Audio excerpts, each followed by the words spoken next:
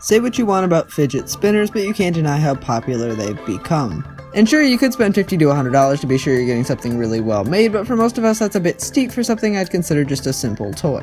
Luckily for you, I'm here to provide you with a bit of insight as to what you can actually get for $3 and change. So let's get the basics out of the way first. How well does it spin? Well, in my testing I can get about a minute out of it, so definitely not spectacular, but also plenty long enough to be entertaining as far as I'm concerned. As far as how loud it is, it's going to be kinda hard for you to hear it, but I'll give it a shot.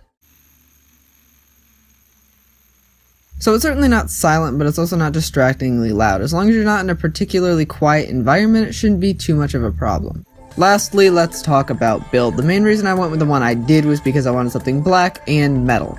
Obviously being painted metal has its downsides, mainly just wear and tear.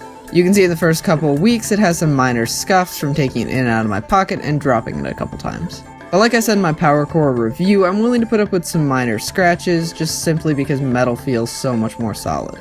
Really, my only complaint is the two ends covering the bearings have a tendency to come unscrewed from one another. Certainly not a big deal, but it is a minor inconvenience. By the way, that's how you'll get to the bearings if you need to do so for any reason.